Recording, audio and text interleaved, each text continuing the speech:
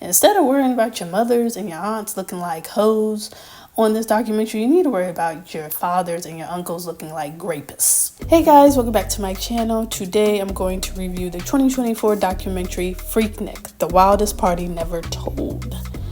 Yes, this is streaming on Hulu as we speak. Some of the producers who worked on this project were Jermaine Dupri, 21 Savage, and Uncle Luke. So a quick synopsis is the documentary shares the untold story surrounding the popular Atlanta parties that swelled to popularity in the 90s. Taking viewers back to the roots, the documentary details how Freaknik started as a spring break picnic created by Black college students at an Atlanta HBCU in 1983. So yes, Freaknik. So yeah, I think this has been in the works for a while. I think I learned about it last year.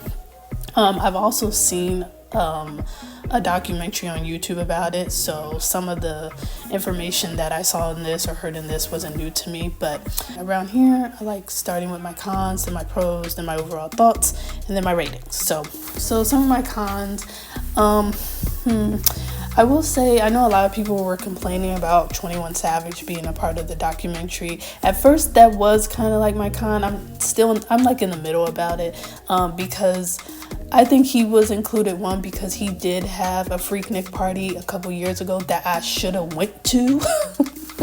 I knew a couple people who went. I don't know what I was doing. I didn't want to go. I don't know why. I don't even know what I would have worn. Shoot.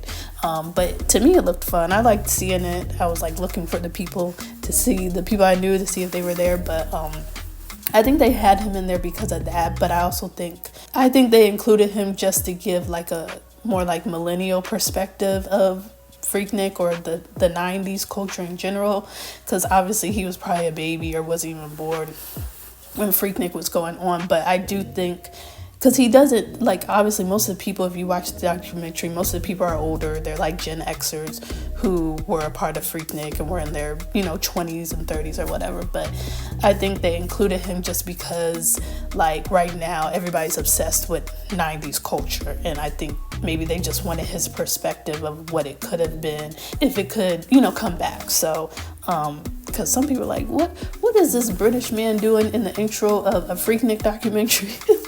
So I didn't really like, and this is just in general, I say this about my generation and the older generation, I don't really like the contradictions, because I feel in general when we think of Freaknik, we do not think of like wholesome activity. We think of people twerking, we think of people drinking, we think about a lot of SA, which we're gonna get to in a second, but we think of people having fun.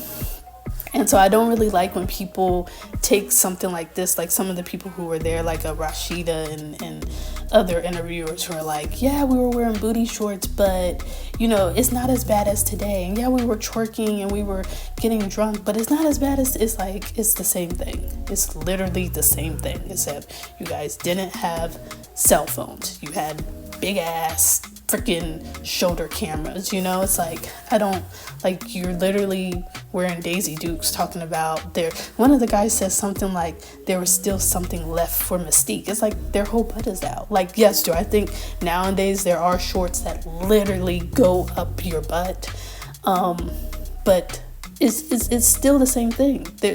These women, their butts were out too. Now, one thing I will say is that the women were, outside of the women who had the booty shorts and the short dresses, there were a lot of women who were covered up. I do think that that's a difference between back then and now. Not to say that they're any better than any of the women today, but I will say, like, you see women like with like straight up long dresses and like overalls and like long sleeve shirts and stuff. So obviously the big thing that I've been seeing people upset about is, I guess it depends on who you are, but I have seen people upset that they didn't spend enough time on the assault that was going on towards women back then, which was a big part of Freaknik, and I feel like part of the reason why it ended. I don't know. Like, I was actually kind of surprised that they even included it, seeing the producers of it. I didn't, once I saw Uncle Luke and Dupree, I didn't really think anything of it. But I saw the trailer, of course. But with those producers being a bunch of men and it being on Hulu, I actually felt like they spent enough time for the most part on the assault. But I will say, like, there was one part where they spoke to one woman about her encounter, which was a very extreme and disgusting encounter. But I was like, y'all probably could have got, I mean, you gonna make a whole documentary just about that, you know? Maybe I felt like they could have had at least maybe 2 more stories of women who had been assaulted, not just that one story. But like I said, I didn't even think that they were gonna talk about it. But it was a big deal during that time. Another thing I would say is I wasn't surprised, but I didn't know that Uncle Luke had such a big influence on the event. And I don't know if he was just falsely taking credit, but I know he basically said Freaknik was one way until he went and like influenced whatever was going on and brought a lot of the sexiness and the freakiness and the twerking down there. And obviously at the end of the day, he can't control what a bunch of grown men are doing, but it would have been nice to hear him take a little bit of accountability on that and say, like, maybe he's, I don't know, like, maybe he's sorry, maybe, you know, he doesn't condone that type of stuff. Instead, he is just laughing. And like, he wasn't laughing at the assault, but he was laughing that he brought the freakiness to Freaknik. So, but yeah, now as far as pros, I love the music. That was my favorite part, from the Scrub the Ground, from Quavo to Shawty Swing My Way to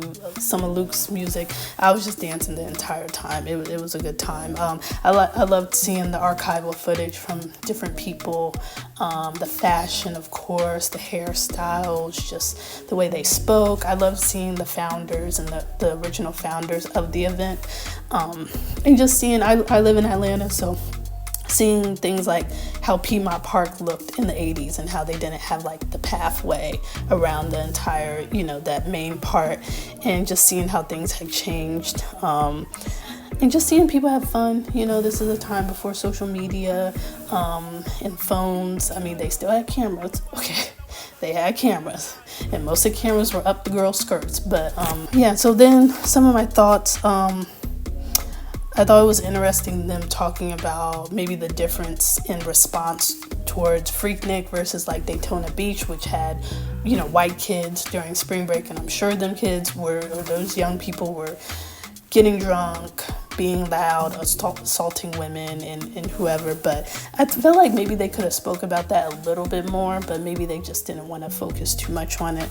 It actually made me think of Spring Bling, because I used to love watching Spring Bling on BET, and I thought of it just because, you know, this is Freaknik. Freaknik is super black. Daytona Beach was white, and then Spring Bling was, you know, BET's spring break edition, you know, performances and things like that. And then MTV had spring break, and I never watched MTV's spring break ever.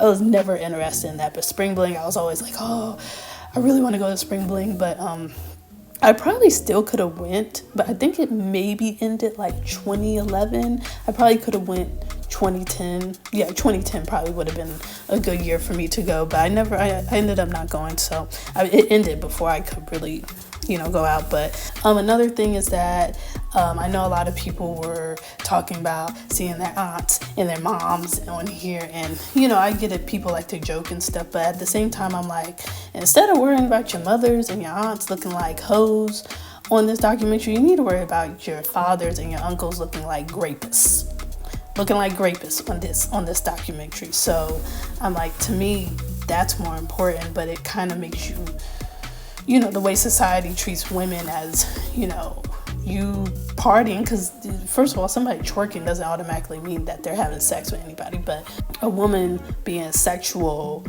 is worse than a man assaulting a woman, you know? So it's like, I was thinking about all the men who were putting cameras up women's skirts and ripping their clothes off and holding them up. Like, that's somebody's daddy, that's somebody's granddaddy, you know? Y'all need to be worried about that, but realistically, there's a lot of black women who are ashamed of stuff like that, ashamed of seeing themselves twerking and stuff. And I get it if you were doing something crazy, but to me, twerking and having fun, you shouldn't be ashamed of stuff like that. And I think that's what's changing nowadays, because there's so much going on, and some of it is bad, but some of it is just we're having fun. Like, we're twerking. It's summer, it's spring, it's nice out. We're not wearing as much clothes. Like, I just don't feel like, I feel like a lot of things have changed to where we're not ashamed of things, and I think that's a good thing. Like, a lot of people see it as a bad thing, but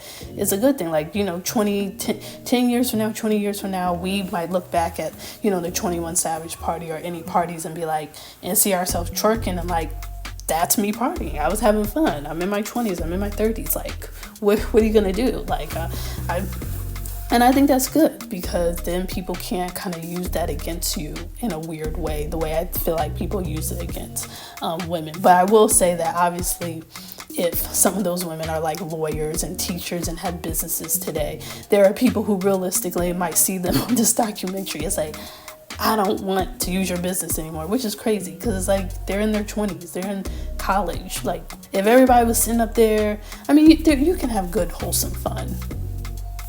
It's a little boring, but you can have good, wholesome fun without showing your ass. But there's nothing wrong with showing your ass and having fun. So, I don't know. And then as far as like if it can happen today, I just feel like it should be called something else. Because I did see so of course they showed 21 Savage party, but they showed this one guy who brought it back, and it was like concerts. He had it was like a concert setting, and there was like vendors and things like that. And I think stuff like that is cool. Like, if you bring it back, I think if they brought it back like that, where during the daytime you have vendors, you have concerts, and then nighttime you go out to a club or something like that, and just have better security, maybe not like the police, but have security who are like aware of what's going on, because there's a lot of women who do like to twerk, who do like to, not have somebody grab them, but do like to dance on men and things like that. So I don't feel like it should be like super family friendly. I think it could still be a fun thing with people having fun at night, but just cater it a little differently to where you can still protect a lot of the people in general, but a lot of the women as well. So overall, I would give this film a 7 out of 10. So if you've seen this documentary, tell me what you thought below. How did you feel about how they handled the essay? If you have any stories, if you were old enough to go, if your parents went, if your older brother or sister or cousins went, tell me some of the war stories below. And yes, if you like this video, like, comment, and subscribe, and look forward to my next video. Thanks for watching.